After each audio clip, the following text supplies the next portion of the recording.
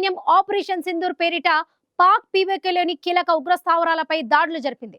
Operation Sindoor వేళ భారత గగనతల రక్షణ వ్యవస్థ సత్తాను చూసి పాక్ తో పాటు యావత్ ప్రపంచమే నివ్వెరపోయింది. భారత సైన్యం సత్తాకు ఆపరేషన్ సింధూర్ నిదర్శనంగా చెప్పవచ్చు. ఇక ఇప్పుడు దేశంలో కీలక ప్రాంతాలను గగనతల దాడుల నుంచి రక్షించేలా బహుళ అంచెల కవచాన్ని, ప్రతిదాడి వ్యవస్థను సుదర్శన్ చక్ర పేరుతో భారత్ తీసుకువస్తుండటంతో శత్రువుల వెన్నులో వణుకు పుడుతుంది.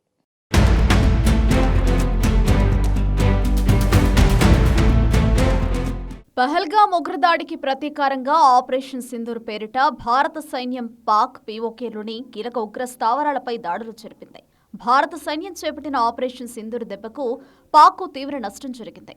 ఆపరేషన్ సింధూర్లో భారత గగనతల రక్షణ వ్యవస్థ సత్తాను చూసి పాక్తో పాటు యాచమే నివ్వెరపోయింది. భారత సైన్యం సత్తాకు ఆపరేషన్ సింధూర్ ఒక ఉదాహరణ. పొరుగు దేశాలతో ప్రమాదం పొంచువన్న నేపథ్యంలో భారత గగనతల రక్షణ వ్యవస్థను శత్రు దుర్భేద్యంగా మార్చే దిశగా శరవేగంగా అడుగులు వేస్తుంది. సుదర్శన చక్ర పేరుతో దేశంలో కీలక ప్రాంతాలను గగనతల దాడుల నుంచి రక్షించేలా బహుళ అంచుల కవచాన్ని, ప్రతిదాడి వ్యవస్థను మోహరించనున్నట్లు స్వాతంత్ర దినోత్సవ వేళ ప్రధాని నరేంద్ర మోదీ ప్రకటించారు. కృష్ణుడి ఆయుధమైన సుదర్శన చక్రం దీనికి పేరును ఖరారు చేశారు. పహల్గామ్లో 26 మందిని పొట్టన పెట్టుకున్న ఉగ్రవాదుల భరతం పట్టేందుకు మే నెలలో ఆపరేషన్ సింధూర్ పేరిట దాడులు జరిపిన భారత్ పాక్ పీఓకేలోని ముష్కర ముఠాల స్థావరాలు, వైమానిక శిబిరాలపై దాడి చేసింది. దీనికి ప్రతిగా పొరుగు దేశం స్వల్ప శ్రేణి ఫతా-1, ఫతా-2 క్షిపణులు, రాకెట్లు, డ్రోన్లను భారత్ పైకి భారీగా ప్రయోగించింది. వీటిని మన గగనతల రక్షణ వ్యవస్థ అడ్డుకుంది. అలాగే ఇరాన్తో జరిగిన పోరులో ఇజ్రాయెల్ను ఈ క్షిపణి రక్షణ కవచమే రక్షించింది. యుద్ధ సమయంలో శత్రువు విద్యుత్ గ్రిడ్లు, కమ్యూనికేషన్ నెట్వర్క్, ఆహార, నీటి సరఫరా, వైద్య పరిరక్షణ, రైల్వే స్టేషన్లు, రక్షణ వ్యవస్థలను లక్ష్యంగా చేసుకుని దాడులకు దిగే అవకాశం ఉంది. వీటిని రక్షించుకోవాల్సిన అవసరం ఉంది. భారత్ వద్ద ఇప్పటికే integrated air command and control system ఉంది. ఆపరేషన్ సింధూర్లో పాక్ దాడులను తిప్పికొట్టడంలో ఇది కీలక పాత్ర పోషించింది.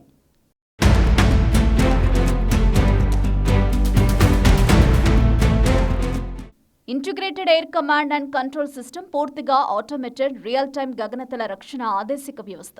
ఇందులోని వివిధ సెన్సార్లు, రాడర్లు, ఆయుధ వ్యవస్థలను అనుసంధానం చేశారు. ఇది భారత గగనతలంపై నిరంతరంగా నిఘా వేస్తూ ఎప్పటికప్పుడు సమగ్ర చిత్రాన్ని ఆవిష్కరిస్తుంది. భూతల, గగనతల, నౌకాదళ, ఆయుధ వ్యవస్థల మధ్య సమన్వయానికి వీలు కల్పిస్తుంది. Integrated air command and control సిస్టమ్ను భారత్ ఎలక్ట్రానిక్స్ లిమిటెడ్ అభివృద్ధి చేసింది. అత్యంత వేగవంతమైన వైమానిక దళ నెట్వర్క్పై ఇది పనిచేస్తుంది. తద్వారా వివిధ సెన్సర్లు, యుద్ధ విమానాలు, ఆకాశ్, బరాక్-8, MR-SAM, S-400 వంటి క్షిపణి వ్యవస్థలకు, సైనికాధికారులకు మధ్య డేటా బట్వాడా వేగంగా సాగుతుంది. ఇది ఆకాశ్ తీర్ అనే మరో వ్యవస్థ, డ్రోన్లపై కన్నేసే ఇంటిగ్రేటెడ్ కౌంటర్ UAS గ్రిడ్తో అనుసంధానమైంది. ఈ నెట్వర్క్ ఆధారిత విధానం వల్ల శత్రు డ్రోన్లు, విమానాలు, క్షిపణులను ఎప్పటికప్పుడు గమనించడానికి, సకాలంలో ప్రతిచర్యలు చేపట్టడానికి, ప్రాధాన్య క్రమంలో ఎప్పుడు ఏ ఆయుధాన్ని వాడాలో నిర్ణయించుకోవడానికి వీలైంది.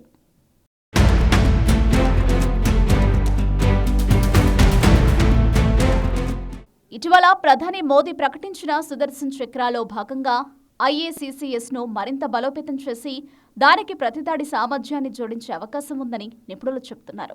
ఇందులో భాగంగా శత్రువుపై అత్యంత ఖచ్చితత్వంతో దాడి చేయగల దీర్ఘశ్రేణి క్షిపణులను దీనికి అనుసంధానిస్తారని విశ్లేషిస్తున్నారు.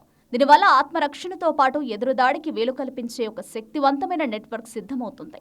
ఇది ఇజ్రాయెల్కు చెందిన ఐరన్ డోమ్ వ్యవస్థ కన్నా మెరుగ్గా ఉంటుందని భావిస్తున్నారు.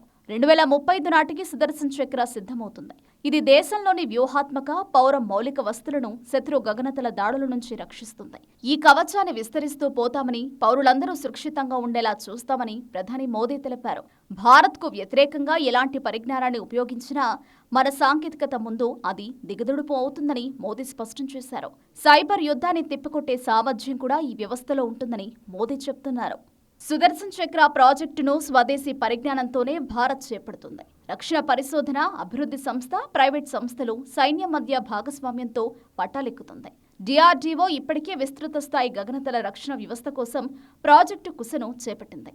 ఉపరితలం నుంచి గగనతలంలోని లక్ష్యాలను ఛేదించగల దీర్ఘశ్రేణి క్షిపణి వ్యవస్థలను అభివృద్ధి చేయడం కూడా ఇందులో ఉంది. 2028 నుంచి 2030 మధ్య దీన్ని సిద్ధం చేయాలన్నది లక్ష్యం.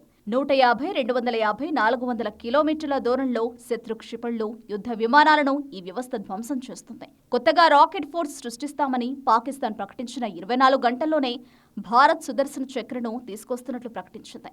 భారత్ను గగనతల దాడుల నుంచి రక్షించేలా బహుళ అంచెల కవచాన్ని ప్రతిదాడి వ్యవస్థ సుదర్శన చక్రను తీసుకొస్తుండటంతో ఇక శత్రువుల వెన్నులో వణుకు మొదలైంది.